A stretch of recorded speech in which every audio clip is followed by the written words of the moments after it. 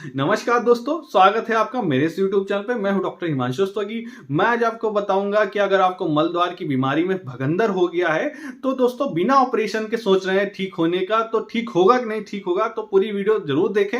ये आपके लिए महत्वपूर्ण हो सकता है। तो सबसे पहले अगर आपको भगंदर हो गया है जिसमें कि इंटरनल ओपनिंग और एक्सटर्नल ओपनिंग दोनों तरफ हो जाती है मलद्वार से और मलद्वार के एक बाहर, जिसमें बाईपास ट्रैक बन जाता है मलद्वार से जुड़ा हुआ, जिसके कारण जब भी आप लैट्रिन करते हैं उसमें क्या होता है, अंदर एक दोस्तों जो फीसस होता है, मल होता है, उसमें चला जाता है तो इन्फेक्शन हो जाता है तो वहां पे पस जैसा इन्फेक्शन की वजह से होता है। बार बार गीलापन रहेगा, चिकनाहट रहेगा, बार बार परेशान रहेगा पेशेंट मानसिक रूप से। शुरू में दोस्तों जब एक्सटर्नल ओपनिंग नहीं होती तो मलद्वार में बैठने पर फोड़ा जैसा फील होता है, बैठ नहीं पाता, बहुत दर्द होता है, असहनीय दर्द होता है, कमर रख नहीं पाता, सोचता पता नहीं कौन सा फोड़ा हो गया है, ठीक ही नहीं हो रहा। पेशेंट तो परेशान स्थित होता है, बहुत ही मानसिक रूप से हतोहताश हो जाता है। दोस्तों जो फिस्टुला इन एनो होता है वो क्यों होता है, तो 80% अननोन कारण है दोस्तों, कोई कारण ही नहीं है। इसमें अधिकांश जो होता है इनर ग्लैंड होती है, वो इन्फेक्ट होने की वजह से हो जाता है।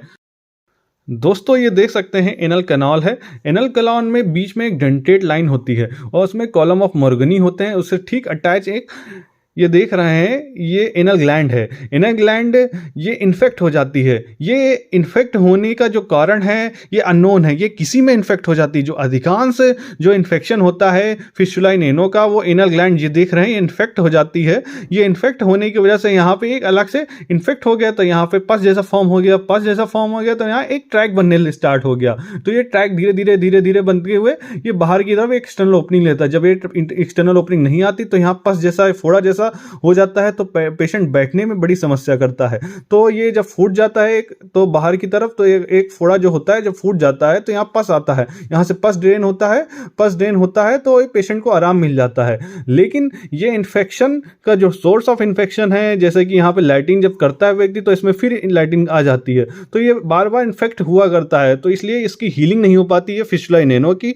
तो ये काफ़ी कॉम्प्लिकेटेड परेशानी हो जाती है। इसमें दो स्फिंक्टर होते हैं, इंटरनल स्फिंक्टर, एक्सटर्नल स्फिंक्टर। ये जो ट्रैक देख रहे हैं ये दोनों स्फिंक्टर्स को पीएस टच कर चुका है। दोनों स्फिंक्टर को पार करके ही इसमें जो ट्रैक फॉर्म हो रहा है वो एक्सटर्नल ओपनिंग कर रहा है और साथ में इंटरनल ओपनिंग डेंटेड लाइन के पास हो रही है दोस्तों। और भी अलग से जो कारण होते हैं जिनका मलद्वार में या फिर आपके आंतों में जो इंटेस्टाइनल ट्यूबरकुलोसिस इन्फेक्शन हो जाता है, उनमें मल्टीपल जो एक्सटर्नल ओपनिंग हो जाती हैं मलद्वार में, और ये समस्या भयभीत तो मतलब बड़ी समस्या हो जाती है, जिनको आंतों की टीबी हो जाती है।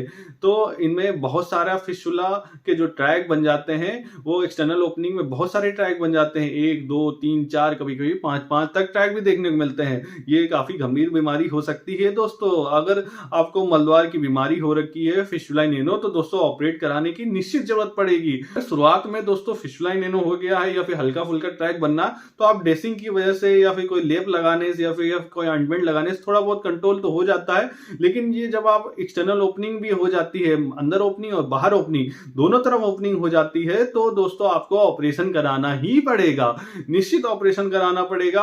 और ये दोस्तों अगर आप ऑपरेशन कराना चाह रहे हैं तो छारसूद विधि से ही कराएं, जिसका रिजल्ट लगभग 100% तक आ जाता है। कभी रिकरेंट नहीं होता, बार बार समस्या नहीं होती, क्योंकि दोस्तों ये बहुत ही अच्छी विधि है और थोड़ा सा लंबा समय जरूर ले लेती, लेकिन दोस्तों कोई दिक्कत नहीं होती, ना ज्यादा दर्द होता है इस ऑपरेशन कराने में। पेशेंट 1 घंटे में डिस्चार्ज भी कर दिया जाता है। ऑपरेशन के बाद पेशेंट दिन भर टहलने के लिए बोल दिया, सारे काम कर सकते हैं, कोई ऐसा काम नहीं है जो नहीं कर सकते हो, टहल सकता है, बैठ सकता है, सारे काम कर सकता है छारसूद विधि कराने के बाद। तो बहुत ही अच्छी विधि है। अगर आपको भगंदर हो गया है तो दोस्तों छारसूद विधि से ही ऑपरेशन कराएं।